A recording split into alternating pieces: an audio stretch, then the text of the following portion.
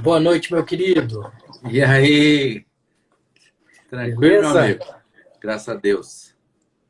Vou fazer uma pequena introdução. Cristiano Uhum. Nader é um excelente pediatra de Brasília. Nos conhecemos aí nos cursos do professor Murilo Pereira. E, assim como eu, é um estudante aí da modulação intestinal. E ele aplica isso nos pequenos, né? Que eu acho que é ainda um pouco mais difícil do que eu faço. Mas ele veio para mostrar aí um pouquinho para a gente, né, dessa possibilidade aí para os pequenos também.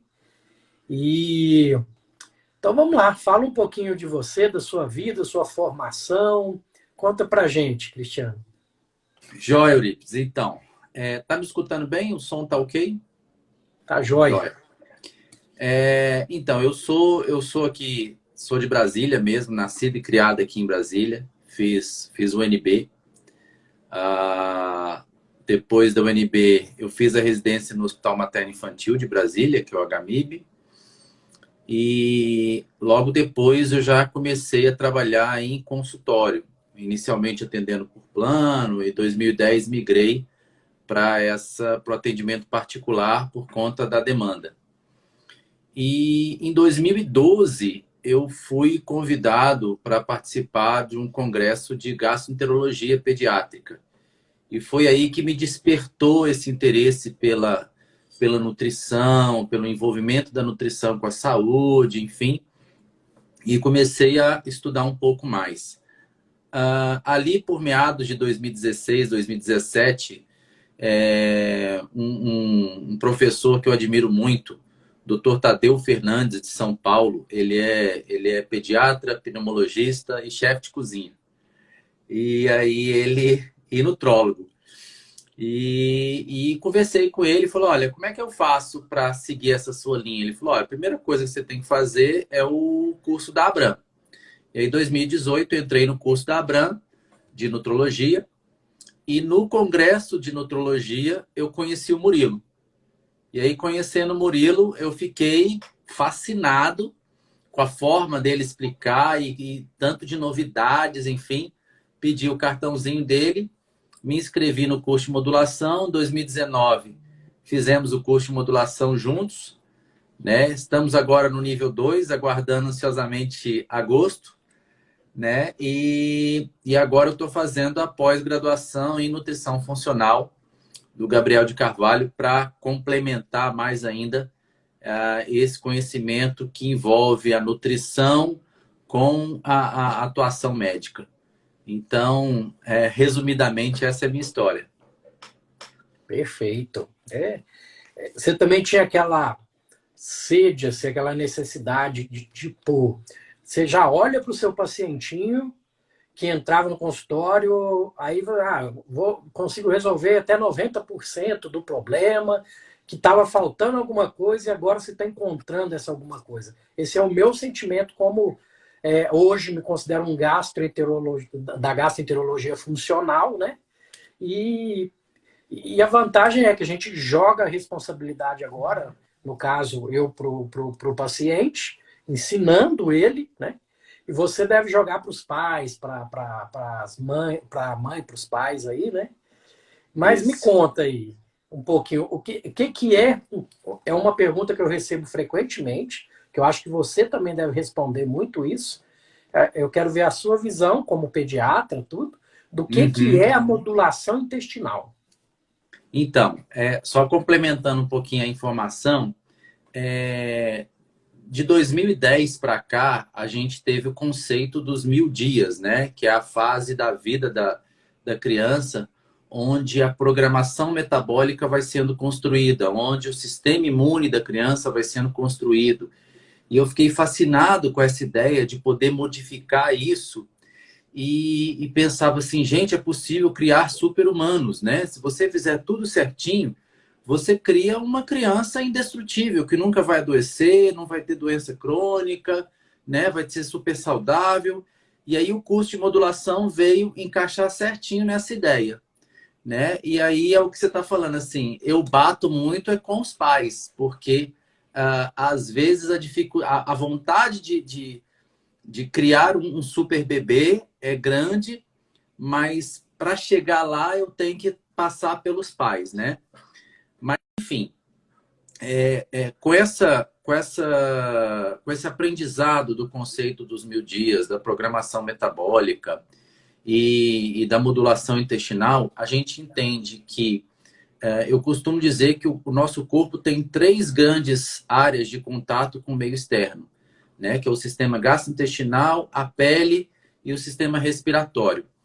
Então, são áreas onde o nosso corpo tem uma vigilância extrema, né? Então, assim, você tem várias células imunológicas ali por debaixo das membranas que revestem esses 3 aparelhos, fazendo uma vigilância. E dessas áreas, a área que mais se destaca é o sistema gastrointestinal, que abriga aí de 70% a 80% das células imunológicas.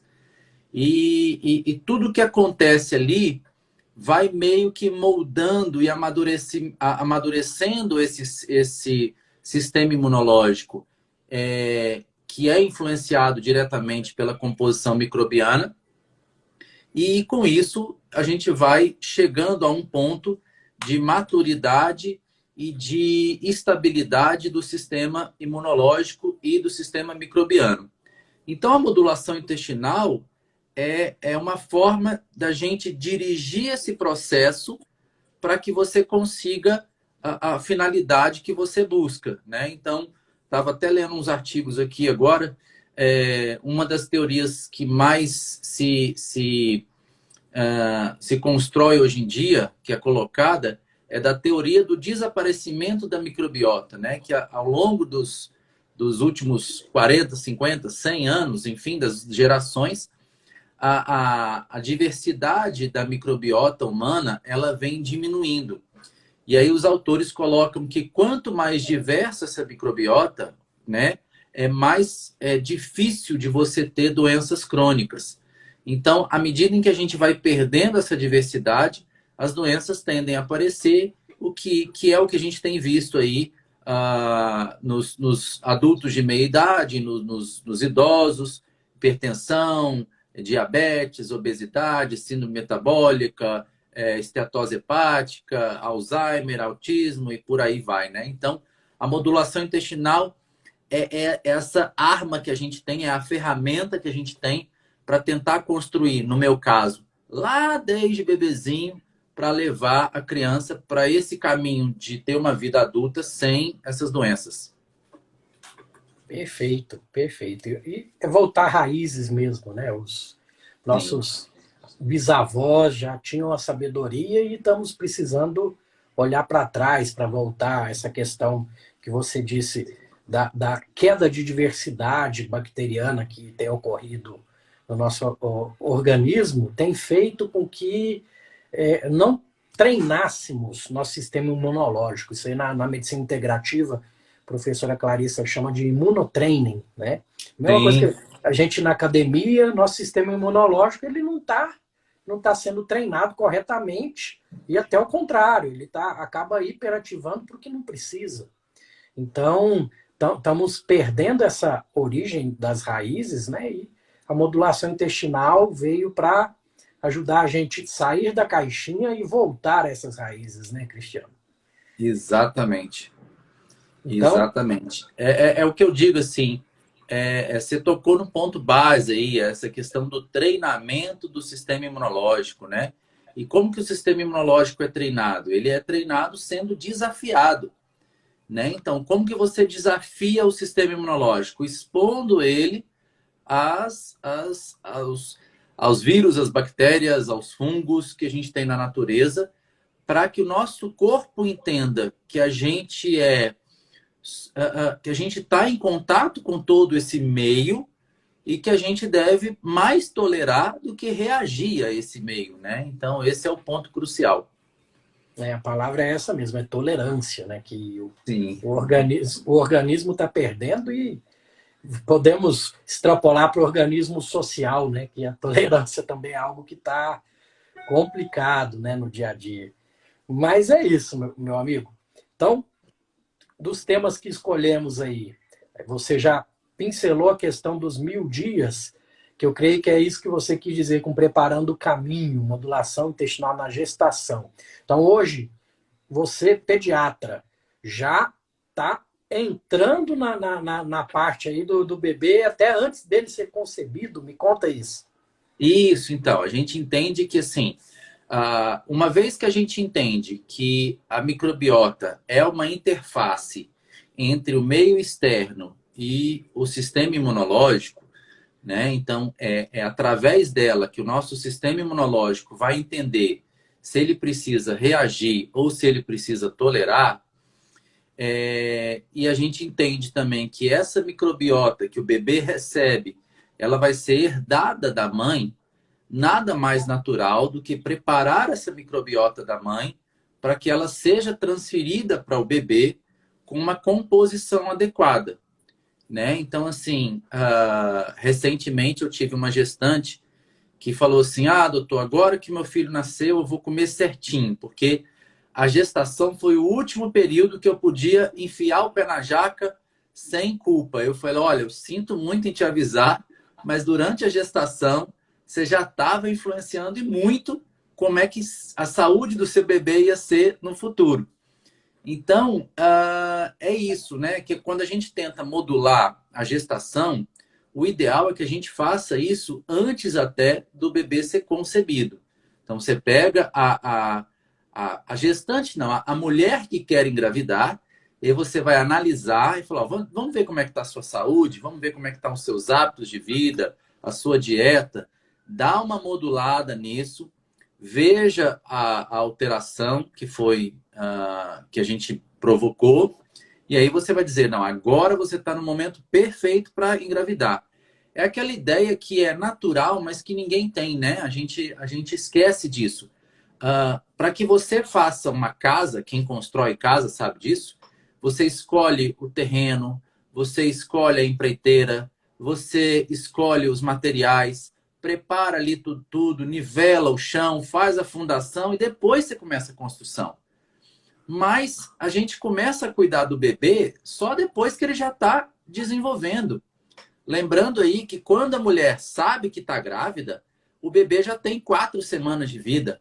Então, em 4 semanas de vida, já tem muita coisa que foi feita. Se a gente for estudar embriologia, né, o cérebro já está ali todo primitivo, formadinho, o bebê já está na forma humanoide, né? Então, tudo isso é importante. Então, eu preciso mexer nessa mãe, nessa gestante, nessa mulher que quer engravidar antes do processo de gestação e acompanhar ela durante a gestação para que não ocorra nenhum desequilíbrio e que ela consiga fazer uma microbiota saudável para ser transferida para o bebê. E aí, nesse contexto, algumas coisas são muito importantes. Então, primeiro, é a saúde geral da mulher, né? Se ela está com excesso de peso, se ela está com falta de peso, se ela tem problemas de saúde crônica, hipertensão, diabetes, alguma coisa assim. Segundo, o tanto de peso que ela vai ganhar na gestação. Terceiro, a necessidade de antibióticos durante a gestação. A gente sabe que o uso de antibiótico durante a gestação vai acabar depletando muito essa microbiota que vai ser transferida para o bebê.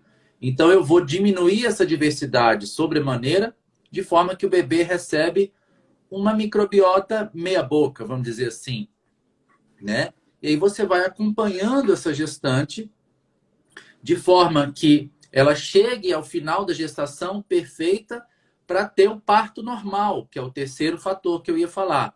Então, o parto normal é uma das coisas mais maravilhosas que existe, né?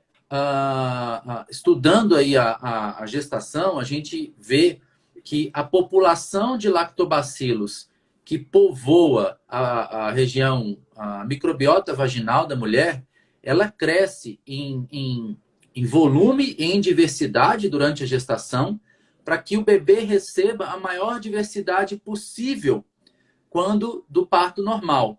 Mas aí, se a mulher tem muita vaginite, tem muita infecção urinária e escolhe fazer um parto cesariano, toda essa diversidade que a natureza preparou para ela transferir para o bebê vai por água abaixo. E aí o primeiro contato que o bebê recebe em termos de microbiota é justamente a microbiota hospitalar, porque esse parto está sendo feito dentro de um centro cirúrgico, hospital, onde você tem um perfil microbiano todo selecionado de bactérias altamente pró-inflamatórias, que vão ser os primeiros habitantes daquele intestino do bebê e levar lá na vida futura a problemas de saúde, né? Então, resumindo a modulação intestinal na gestação, seria isso aí. Excelente, excelente. Então, é a preparação de um terreno biológico mais sadio, né? Com limpeza mesmo desse terreno biológico. E o pessoal não sabe também até os hábitos de vida da avó, né? Influenciou ali aquela vida que está nascendo ali. E é engraçado que você foi falando, eu fui lembrando de umas 2, 3 pacientinhas que eu tenho, que comecei a modular o intestino delas, limpar terreno biológico. Ela, doutor, engravidei. Tava faltando uma... eu falei, não, você não queria, você queria. Doutor, eu tinha um tempão que a gente tentava, eu já tinha até desistido. Eu queria melhorar a minha saúde e, de repente, veio, né?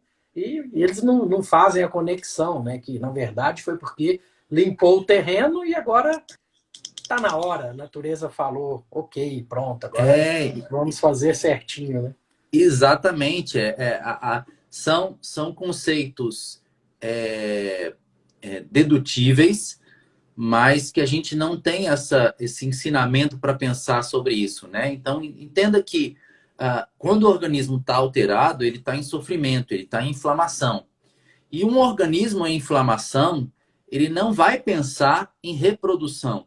Então, todas as vias metabólicas, as células voltadas para essa reprodução, elas vão estar meio dormentes, porque o organismo está resolvendo um problema mais sério. Pensa em animal de cativeiro, né? Então, assim, dificilmente ele se reproduz, a não ser quando você cria um ambiente perfeito para ele. E esse ambiente perfeito tem meio ambiente, tem dieta, tem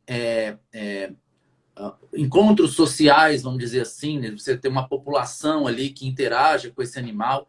E nós, enquanto animais, a gente precisa disso também. Então, a gente precisa desse meio ambiente adequado. Se você está inflamado, o organismo fala, não, meu amigo, não está na hora de desviar energia para engravidar. Eu vou cuidar dessa inflamação. E a hora que você resolve a inflamação, ele fala, agora sim, agora eu posso reproduzir porque é seguro. Né? Então, é isso. Exato. Só um adendozinho, né? Está assistindo a gente aí a doutora Carolina Meirelles, que é endocrinologista e é da nossa turma do Murilo Pereira. Essa turma de Brasília aí juntou, fez alguns networkings aí que dura até hoje, né? A Carol, ela é da minha turma de medicina integrativa, da doutora Clarissa. E sem contar a Jamila Vital, que hoje é a nutricionista que eu acho que praticamente 60%, 70% dos meus pacientes tá com ela em comum, né? Porque quando a gente entra nessa questão da modulação, a gente tem que procurar pessoas que falam nossa língua, né? Acaba virando um clube do bolinha, né, Cristiano? É verdade. É verdade. Eu tenho algumas nutricionistas que me ajudam, né? O pessoal muito ligado lá, a VP, né? Que também é um centro de formação de nutrição funcional maravilhoso. E aí a gente vai criando esse rol, a gente vai criando esse vício, né? Aí você fala, não, eu só quero alguém integrativo, eu quero alguém funcional. Eu estou deixando a medicina tradicional para trás porque eu não quero mais ser um médico ou um profissional de saúde que só cura. Eu quero prevenir, eu quero agir antes da doença, né? Então é isso que a gente tem que fazer. Exato. Até o jeito de olhar exame de sangue muda, né? Você vê de uma forma preventiva, né? E falando, não sei se você também sente isso. Hoje em dia, os cursos que eu faço, acho que 80% do npúblico que está do meu lado é nutricionista. E eles estão anos-luz na nossa frente na medicina, né? Essa parte. Não, eu sinto às vezes que eu estou fazendo uma faculdade de novo. né? Correndo atrás e assim, na faculdade, eu não sei você, mas eu fugia muito de bioquímica, porque era um negócio extremamente complexo, e agora o nosso mundo é pura bioquímica. Então, Não, e aí a gente percebe o erro que essas cadeiras não tinham que estar lá embaixo. Eu acho que elas tinham, né, no começo, o cara não tem maturidade para entender aquilo ali. Acho que ela tinha que ser diluída no curso inteiro para a gente sair um pouco melhor formado, né? Eu também sinto que depois de 10 anos de medicina que eu estou realmente aprendendo medicina.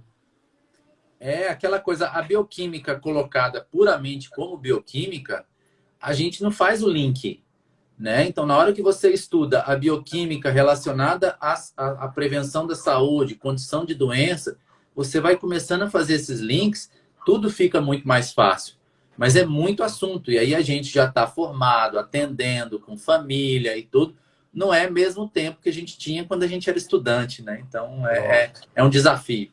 Aí muitas vezes você está lendo uma coisa e fala, nossa, então é isso e tal, né? Parece que faz uma conexão sináptica ali que estava faltando. É, exatamente, exatamente. Ó, outro tema que a gente escolheu aqui, que também é importantíssimo, faz parte dos 1000 dias aí, né?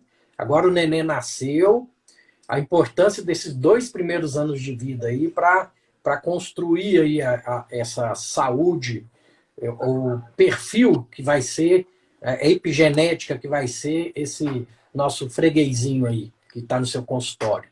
Conta para mim, como é que você tem feito? Exatamente. Então, uma vez que a gente construiu esse processo da gestação todo bonitinho, adequado, né? Você trabalhou a gestante, ela está no peso certo, não usou antibiótico, teve o parto normal, direitinho.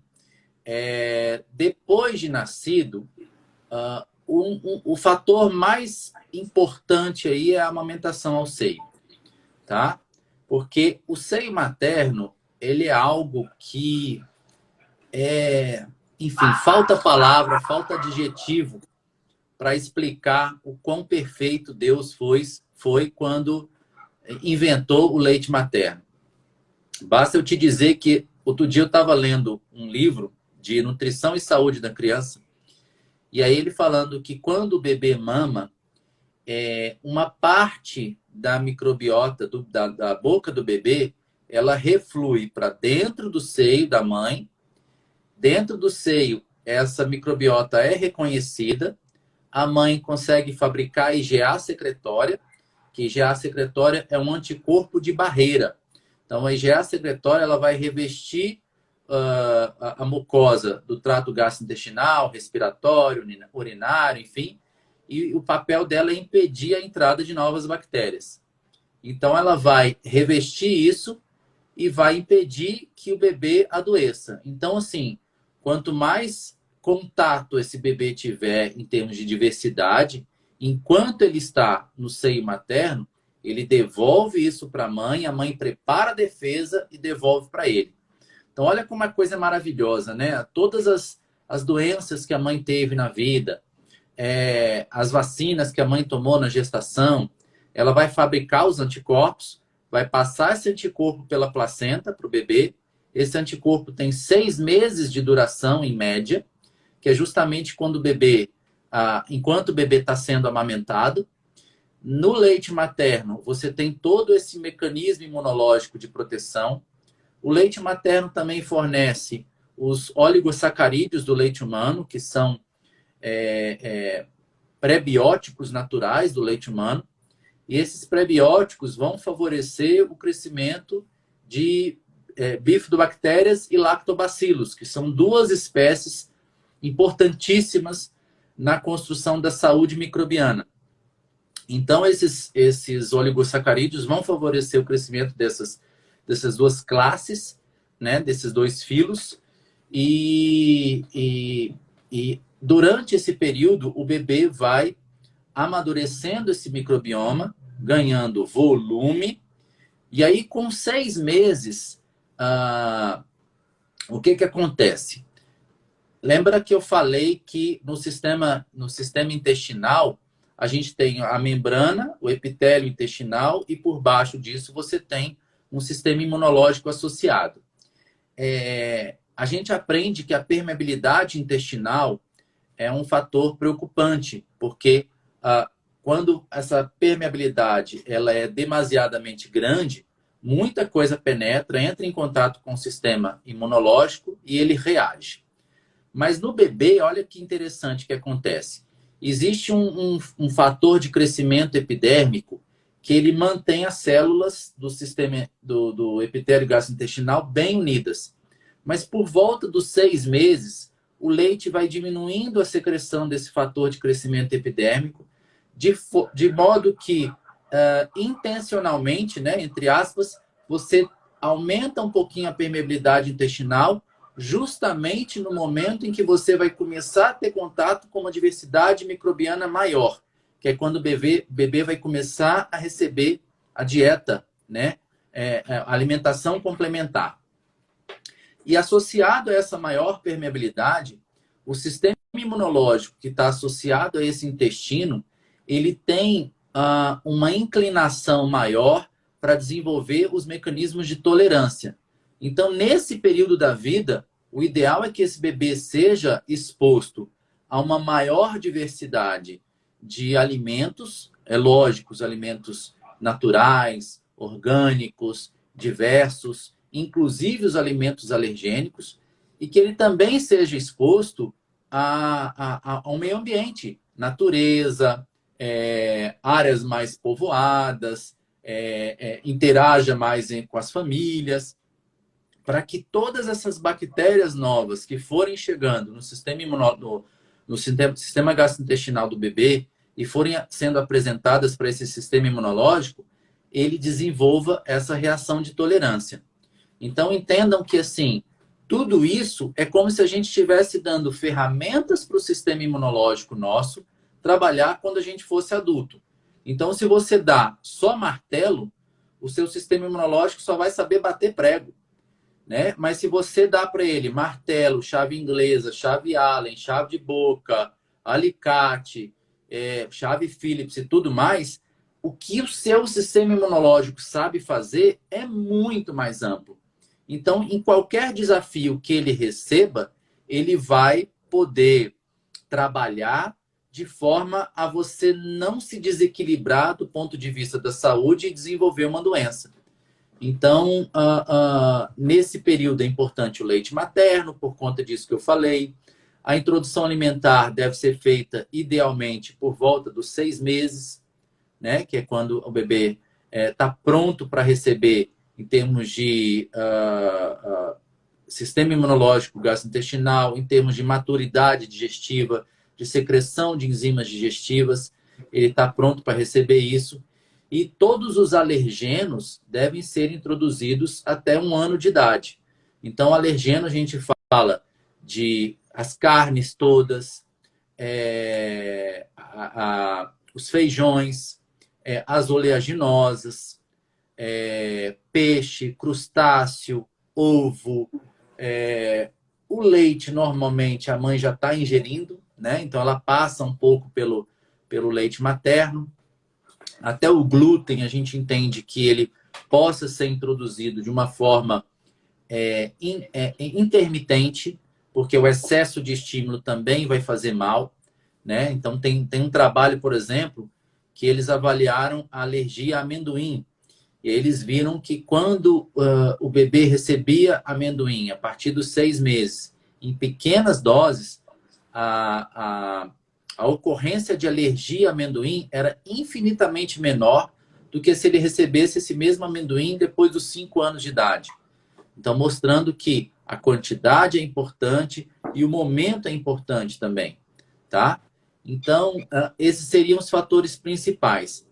E aí, completando aí, né, entre 1 e 2 anos de vida, eu diria que uma das coisas mais desafiadoras e mais importantes é a gente não oferecer alimentos ultraprocessados para os bebês. E aí, dentro dessa categoria, é muito complicado trabalhar. Eu não sei se você conhece, existe um aplicativo chamado Desrotulando. Você conhece? Conheço. Pronto. Então, eu falo para as minhas pacientes, usem o Desrotulando, que o desrotulando vai te mostrar se aquele alimento é ultraprocessado ou não, né? E aí, até 1 ano de idade, eu acho que é fácil. Os pais entendem esse papel do ultraprocessado e eles conseguem evitar. Entre 1 e 2 anos, aí entra um tsunami de familiares querendo dar um picolézinho, um chocolatinho, um danoninho, né? Um salgadinho para a criança. E o que é que acontece? Por que a gente evita o ultraprocessado?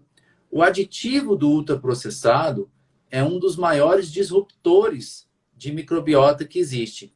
Então, além dele estimular o crescimento de bactérias mais patogênicas, ele diminui o crescimento de bactérias comensais e ele aumenta a permeabilidade intestinal.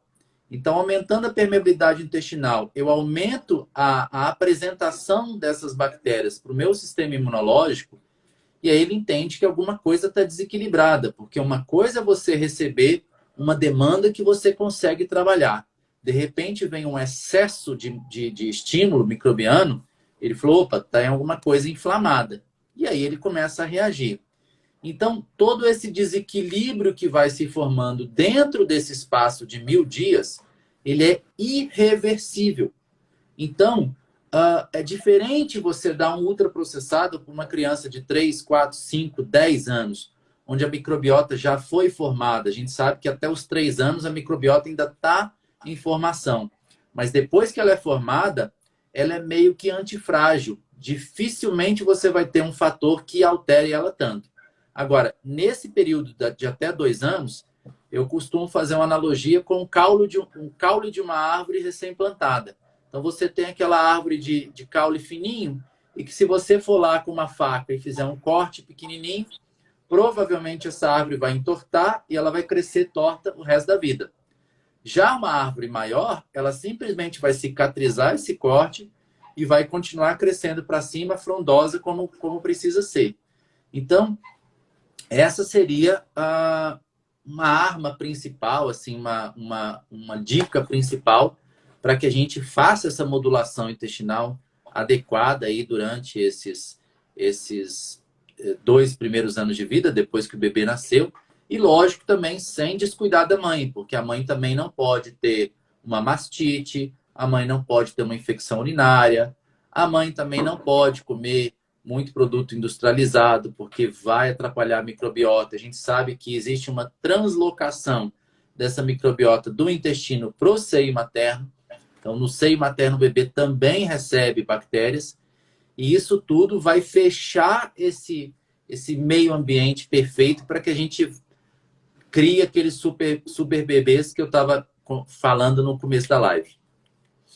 Perfeito. Acho que ligou bem aí a ideia, né? Acabou que você mostrou como é feito esse imunotraining aí nos primeiros 1000 dias e a questão da assinatura da microbiota. É ali que está formando uma assinatura que aí o bebê cresceu, virou uma criança, tudo, né? Tem os hábitos, a gente pega o hábito do grupo que a gente convive e acaba... é gordinho porque é de família. Não, não é porque é de família. É porque esse imunotraining foi feito, né, com aquela assinatura de microbiota.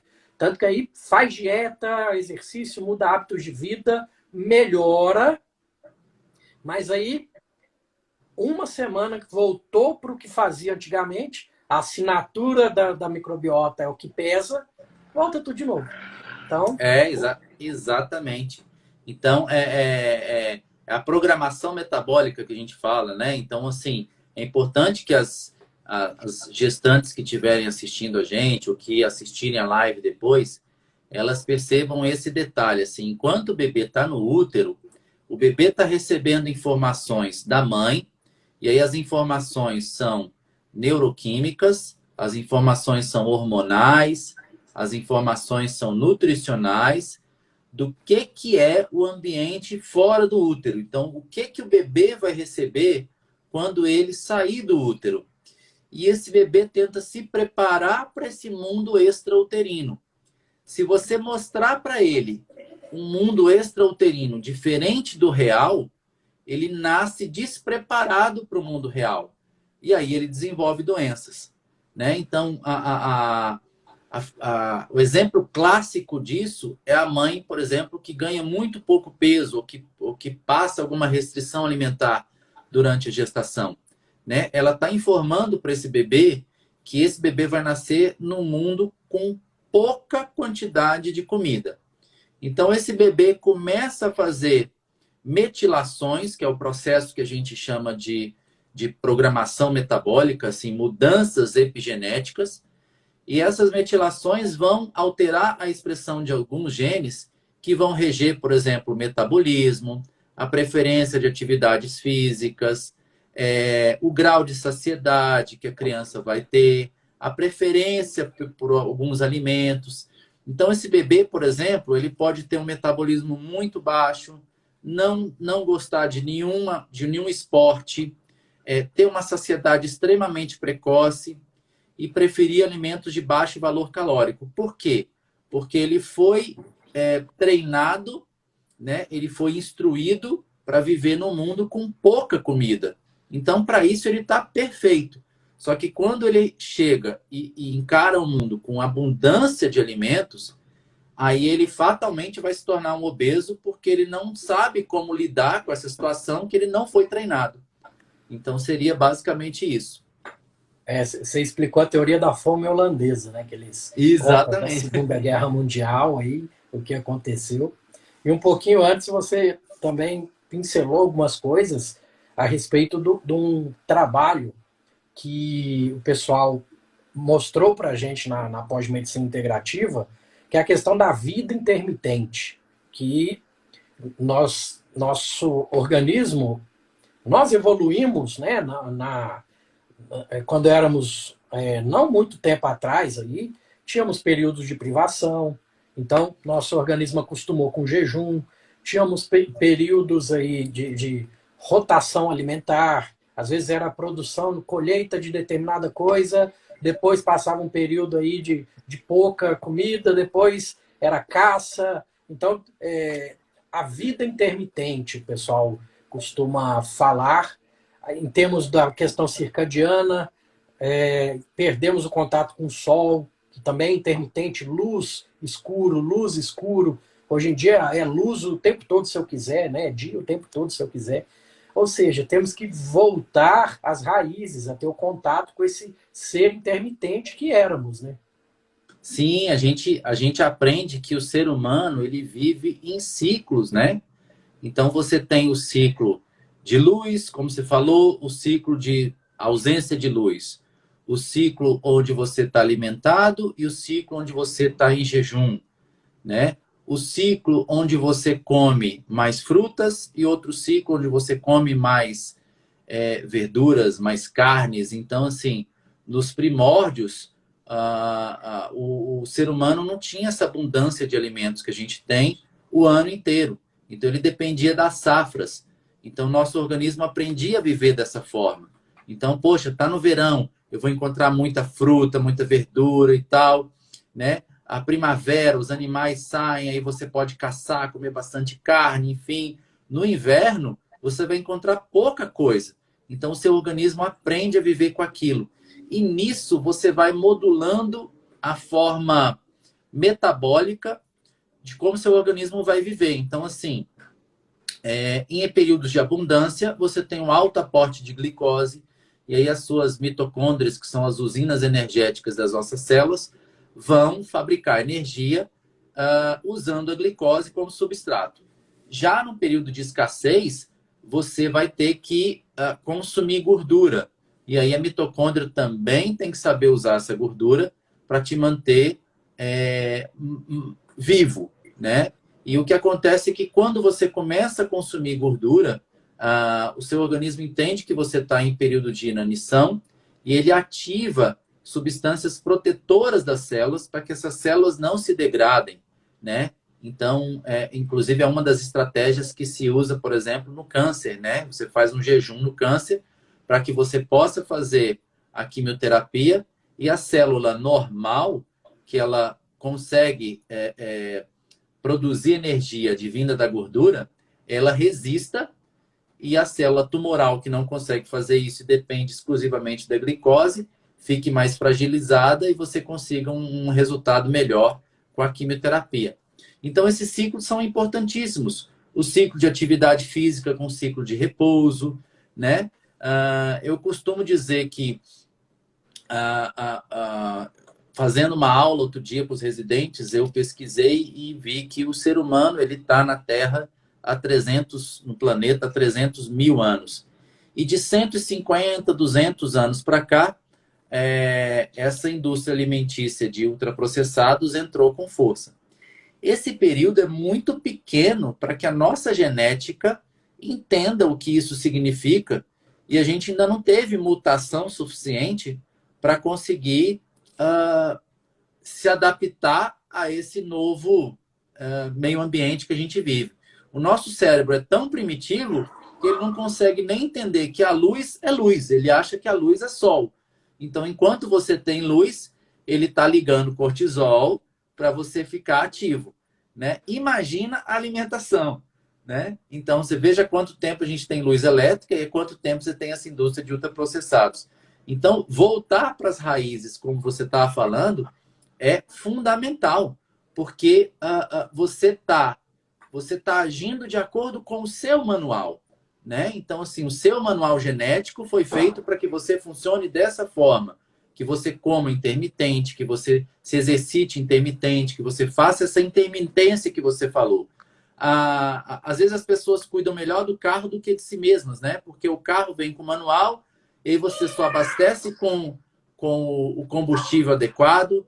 Quando você bota o óleo no motor, você segue aquela sigla lá, 5W40, e que aí você faz o óleo perfeito para o motor funcionar, a calibragem do pneu está em dia, as revisões estão em dia, o carro está lavado, encerado, está tudo bonitinho.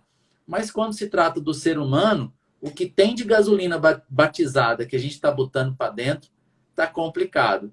E aí o motor vai falhar, né, meu amigo? Então, você precisa cuidar melhor desse nosso motor, que é um só. Carro a gente consegue comprar outro, mas refazer essa maquinaria aqui não dá para chamar por recall, não. Pronto. E outra, a resiliência que essa maquinaria tem, antes da doença vir, você tem muita chance de melhorar antes de ser algo irreversível, né? Então, até isso a gente tem que começar a aproveitar um pouquinho mais, né, da maquinaria toda que tem antes de pifar de vez, né? Vamos falar assim. Com certeza.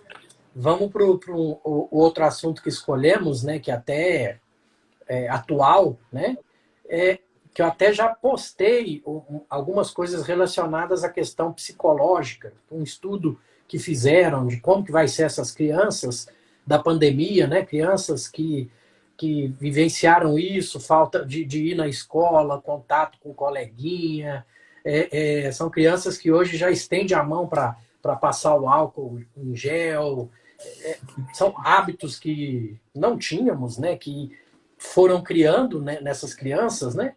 Então, o que você tem visto? É o efeito da pandemia na saúde das crianças e como que a gente pode reverter esses danos possíveis? Pois é, isso aí é um assunto que tem preocupado bastante a gente, né? Então, você veja, por exemplo, em 2020, quando a pandemia começou, hoje é fácil a gente olhar para trás e ver o quanto a gente foi exagerado no medo, né? Então, o nosso medo foi uma coisa absurda, todo mundo se enclausurou. Eu tive pacientes que só conseguiram sair de casa em 2021, que tudo era pedido via delivery, e olha que às vezes não era nem uma casa, às vezes era apartamento, né? E que muitas vezes você estava com um bebê nesse apartamento, né? Quantas pessoas engravidaram e quantas pessoas tiveram filhos nesses 2 anos de pandemia. Então, pois bem, dentro daquela ideia que a gente falou sobre a programação metabólica, o amadurecimento da microbiota, e aquela teoria do desaparecimento da microbiota que vem acontecendo geração a geração por conta da diminuição do número de famílias, da urbanização, de uma alimentação mais higienizada, tudo isso teve um crescimento exponencial em 2020. Né? Então, se você tinha uma família aí de 10 a 15 pessoas, isso se restringiu a 3 pessoas, era pai, mãe e filho, né? Então, as bactérias que a criança teve contato foram extremamente restritas, né? Tudo que chegava ao contato da criança era extremamente higienizado, era álcool gel, era água com sabão, era desinfetante. Então, essas crianças foram criadas como, nos estudos de microbiota, a gente vê muito o termo germ-free, né? São os ratinhos com nenhuma bactéria, zero bactéria, que eles são esterilizados. E a gente vê que os ratinhos germ-free, eles desenvolvem muitos processos inflamatórios, muitos processos alérgicos. E quando esse sistema imunológico reage, ele reage de uma forma exagerada. Então, todo aquele período de treinamento que a criança tinha que ter, ela não teve.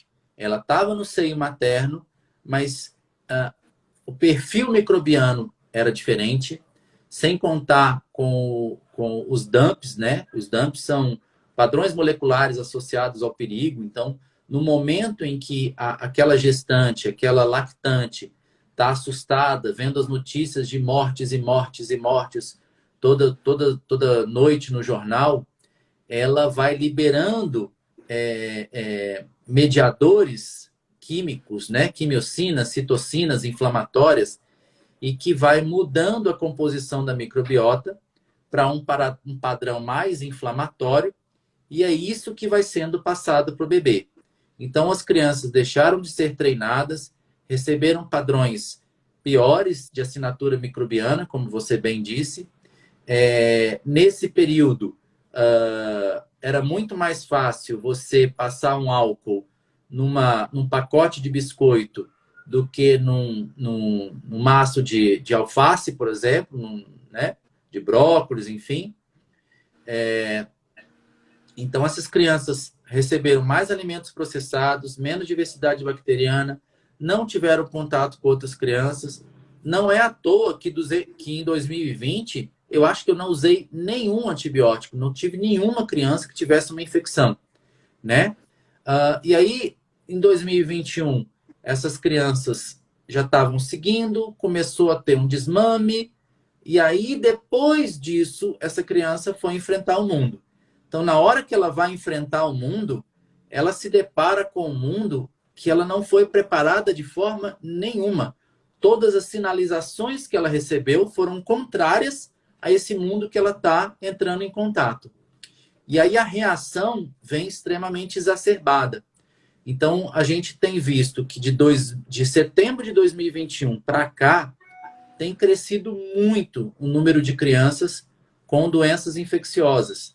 Então, você vê muita otite, muita sinusite, muita amidalite, pneumonias. No hospital, recentemente, a gente teve aí vários dias de crianças com pneumonia e derrame pleural, que é um quadro onde você tem secreção de pus e que você tem que botar um tubo dentro do pulmão para drenar esse pus, justamente porque o organismo está reagindo de uma forma exagerada, está destruindo muito mais tecido do que ele precisaria destruir, porque ele não foi treinado. E é uma das teorias que baseia essa ocorrência dessas hepatites misteriosas que tem acontecido na Europa, né? E que já tem acontecido aqui no Brasil, que são as hepatites não A, não B, não C, não D, não E, né? Que eles aventam que pode ser um adenovírus, mas que possa ter uma relação com o Covid, que funciona como gatilho. E uma outra teoria é isso, que a criança não foi treinada, o sistema imunológico dela não foi treinado e ela reage com muito mais intensidade do que deveria, e por isso essa hepatite tem acontecido em crianças de menos de 5 anos de idade. Porque as crianças com mais de 5 anos já tiveram a oportunidade de treinar o seu sistema imunológico naquele início da vida, que a gente comentou, até os 2 anos, e aí agora elas sabem um pouquinho melhor o que fazer, né? Então, o que a gente precisa fazer com essas crianças? Resgatar urgentemente essa raiz que é tão importante para o sistema imunológico, às vezes com auxílio de prebióticos, às vezes com auxílio de probióticos, às vezes com auxílio de fitoquímicos, às vezes com auxílio de vitaminas, né? Para que você crie um substrato ideal para que esse sistema imunológico se desenvolva, consiga, eu brinco, fazer o supletivo e aprender o que ele deixou de aprender, né? É interessante que um dos artigos, já que são famosos, já é um artigo famoso em apresentações aí, fala, e eu cito ele várias vezes, ele fala que o hábito de limpar a chupeta do bebê através da sucção está associado com uma menor ocorrência de alergias no futuro. E aí primeira vez que eu li isso, eu falei, gente, como é que limpa a chupeta do bebê por sucção? É tão somente o pai pegar, botar na boca e bota na boca do bebê. Mas quando a gente fala isso, a mãe abre um olho desse tamanho. Fala, doutor, pelo amor de Deus, como é que pode um negócio desse? E aí hoje eu estava lendo um artigo que fala isso também, não da chupeta, mas fala até da água, né? Que água mais tratada está associada com desfechos piores de Covid, justamente porque você tem menos diversidade bacteriana. Então, a peça-chave aí é a diversidade bacteriana. Então, assim, eles até colocam que talvez o preço que as crianças vão pagar é de perder o microbioma durante essa pandemia, porque no começo da pandemia, as crianças nascidas de mãe que tinham Covid, elas eram separadas da mãe, elas não tinham contato pele a pele com a mãe, elas não recebiam leite materno da mãe, porque não se sabia se o leite materno poderia transferir o vírus para a criança. Então, ela deixou de receber as bactérias do leite materno, os fatores bifidogênicos do leite materno, os fatores imunológicos do leite materno. Então, tudo isso gerou um desequilíbrio, como eu falei, permanente. E aí, consertar isso é muito mais difícil. Mas é basicamente voltar para as raízes para que a alimentação de boa qualidade, orgânica, diversa, rotacionada, bons ciclos de sono e de vigília, atividade física, que a gente ficou muito sedentário no período da pandemia, as crianças só ficaram dentro de casa. Então, assim, sem atividade física, com uma pressão de aula online, de ter que se comportar como adulto enquanto eles eram crianças, né? Então, quando você resgata isso, você consegue melhorar um pouquinho esse microbioma, lembrando que o microbioma ele muda à medida em que a gente muda a nossa dieta e muda nossos hábitos de vida. A gente tem assinatura, é lógico, como você falou, mas se você vai mudando e persistindo nesse novo hábito, a tendência é que ele se estabilize num padrão melhor e reflita numa saúde melhor para a criança. Então, basicamente, é isso que a gente tem tentado fazer hoje. Resgatar isso, tanto nos pais quanto nas crianças. Perfeito. Ou seja, modulação intestinal, né? Que é o que a gente tem Exatamente. praticado aí no nosso dia a dia com nossos pacientes. Eu costumo pedir para o meu convidado pelo menos uns 2 livros aí que mudaram sua vida. Rapaz, eu vou dizer que eu estou apaixonado pela microbiota, né? Pelo estudo da microbiota. Então, esse livro aqui, ó, Microbiota Gastrointestinal, ele é fantástico, né? Gosto muito dele. Tem um livro também da editora Rúbio, Saúde e Nutrição da Criança. Esse livro aqui também é fantástico. Ó, Nutrição Funcional, Nutrientes Aplicados à Prática Clínica. Esse livro daqui, Alimento, um Santo Remédio, do professor Gabriel de Carvalho. Enfim, são muitos livros que têm me modificado ultimamente. E teve um livro muito interessante que eu li, talvez você já tenha lido também, chama 10% Humano, né? É o livro de uma...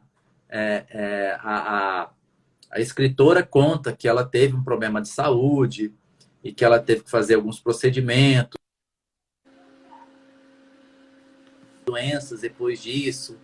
E essa questão do 10% humano vem de que se a gente somar todo o nosso material genético, 10% dele é material humano, 90% dele é material microbiano. Na verdade, até mais, é 99% microbiano e 1% humano, né?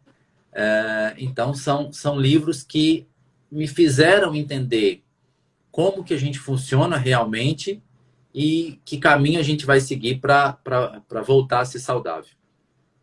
Maravilha. Conta um pouquinho seus projetos atuais, projetos futuros, o que você está programando aí? Então, atualmente eu estou nessa pós-graduação de nutrição funcional, né, com o Gabriel de Carvalho. No ano que vem, e estou na modulação intestinal nível 2. No ano que vem eu quero fazer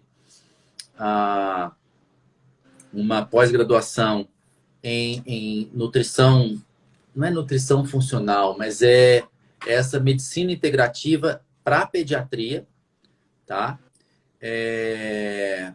Esse é o meu objetivo, e aí o meu sonho é conseguir chegar nesse nível de excelência para conseguir modular e aprender tudo isso que a gente tem, que o armamento é diverso, para ver crianças crescendo ali até os 5, 10, 15 anos sem precisar de antibiótico, né? Aqui em casa, a minha filha mais velha, que nasceu de parto normal, ela veio usar antibiótico a primeira vez, ela está com 16 anos.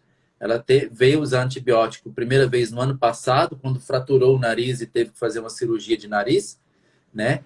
Mas ela é um exemplo vivo da modulação intestinal aqui dentro de casa, né? Então, parto normal, seio materno, né? Nunca usou antibiótico. Então, as doenças dela são impressionantes, porque ela começa um dia, no outro dia ela está como se nada tivesse acontecido. Então, esse seria o meu sonho para as crianças, né? Conseguir fazer tudo isso para que as crianças cresçam sem essas intercorrências e tenham uma fase adulta de muito mais saúde, muito mais excelência. Então, atualmente, são esses os meus projetos. Eu não quero abrir muita frente para não me desfocar. Então, é modulação intestinal, nutrição funcional e trabalhando na excelência desses dois projetos aí. Maravilhoso, meu querido. Foi muito informativa a live. Eu vou te dizer assim que fiquei até muito surpreendido. Que foi um conteúdo até inédito aqui mesmo, tá, para o meu público, né, relacionado à pediatria. Eu já chamei alguns outros pediatras. E eu termino também, eu estou na terceira temporada da série, vamos falar assim, né?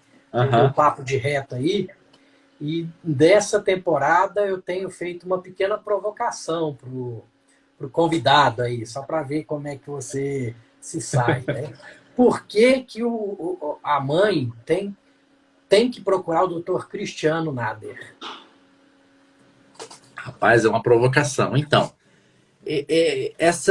a gente entende que o espaço entre você